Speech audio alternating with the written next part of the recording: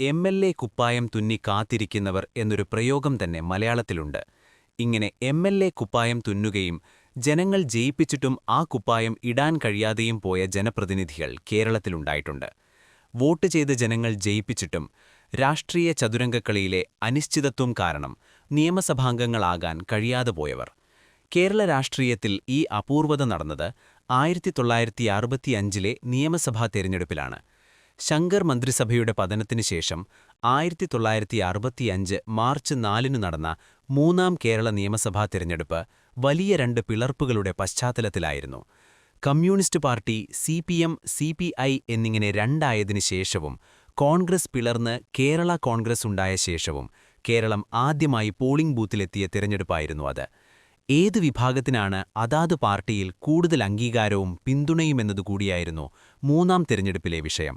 ദ്വയാംഗത്വ മണ്ഡലം ഇല്ലാതാകുകയും സംവരണത്തിന് സ്വതന്ത്ര മണ്ഡലങ്ങൾ നിശ്ചയിക്കുകയും ചെയ്തിരുന്നു.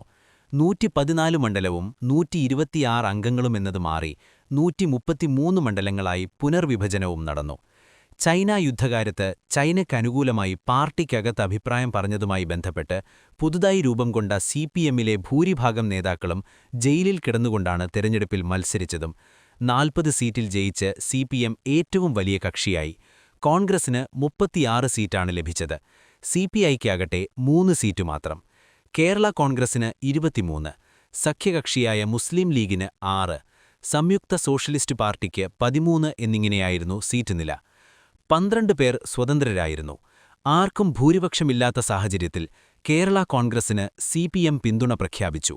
Governor V.V. ഗിരി കേരള കോൺഗ്രസിനെ മന്ത്രിസഭയുണ്ടാക്കാൻ ക്ഷണിക്കുകയും ചെയ്തു. ചർച്ചകൾ പുരോഗമിക്കുന്നതിനിടെയാണ് ഒരു ട്വിസ്റ്റുണ്ടായത്. കമ്മ്യൂണിസ്റ്റുകളുടെ പിന്തുണയിൽ സർക്കാർ ഉണ്ടാക്കേണ്ട എന്ന് കേരള കോൺഗ്രസ് തീരുമാനിച്ചു. മന്ത്രിമാരെയടക്കം നിശ്ചയിച്ച ശേഷമായിരുന്നു കേരള കോൺഗ്രസിന്റെ ഈ പിന്മാറ്റം. ഇതോടെ ഗവർണർ V.V. ഗിരിയുടെ ശുപാർശ പ്രകാരം ഉപരാഷ്ട്രപതി ഡോക്ടർ സക്കീർ ഹുസൈൻ സഭ പിരിച്ചുവിടുകയും ചെയ്തു. മാർച്ച് 17-ന് സഭ രൂപവൽക്കരിച്ചെങ്കിലും അംഗങ്ങളുടെ സത്യപ്രതിജ്ഞ നടത്താതെ 24-ന് പിരിച്ചുവിടുകയായിരുന്നു. 1967-ലെ അടുത്ത തെരഞ്ഞെടുപ്പ് വരെ സംസ്ഥാനം രാഷ്ട്രപതി ഭരണത്തിന് കീഴിലായി. അന്ന് 133 സീറ്റുകളിൽ നിന്ന് അത്തവണ മാത്രം ജയിച്ച 32 പേരുണ്ടായിരുന്നു. അവരിൽ 4 പേർ തിരുക്കൊച്ചി നിയമസഭയിലും അതിനു മുമ്പുള്ള നിയമസഭയിലും അംഗങ്ങളായി. 3 പേർ ലോക്സഭാംഗങ്ങളായി. ബാക്കി 25 പേർ പിന്നീട് ജനപ്രതിനിധികളായതേയില്ല.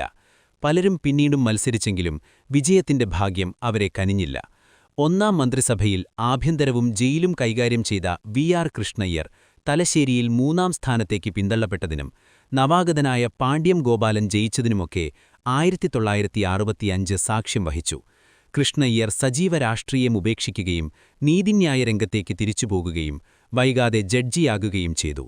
അന്ന് ജയിച്ചുവന്ന K.M. മാണി പിന്നീട് ധനമന്ത്രിയായി. K. കരുണാകരൻ മുഖ്യമന്ത്രിയായി. ഇവരെ കൂടാതെ EMS, Gouriamma, PR Kurup, CH Kanaran, Paloli Muhammedkutty, KM George, Susheela Gopalan, KR Balakrishna Pillai എന്നിങ്ങനെ പല അധികായിരം അന്ന് ജയിച്ചിരുന്നു. 1965-ലെ തെരഞ്ഞെടുപ്പിൽ സിനിമാ മേഖലയിൽ നിന്നുള്ള ആദ്യത്തെ വിജയിയെ കേരളം കാണുന്നു. പ്രശസ്ത സംവിധായകൻ രാമു കാര്യാട്ടാണ് ആദ്യമായി നിയമസഭയിലേക്ക് ജയിക്കുന്ന സിനിമാക്കാരൻ. തൃശൂരിലെ നാട്ടിക മണ്ഡലത്തിൽ നിന്ന് സ്വതന്ത്രനായി മത്സരിച്ച് ജയിച്ചാണ് രാമു കാര്യാട്ട് നിയമസഭയിലെത്തിയത്. അദ്ദേഹത്തെ ദേശീയ പ്രശസ്തിയിലെത്തിച്ച സിനിമയായ ചെമ്മീനിന്റെ ചിത്രീകരണം നടന്നതും നാട്ടിക ബീച്ചിലായിരുന്നു.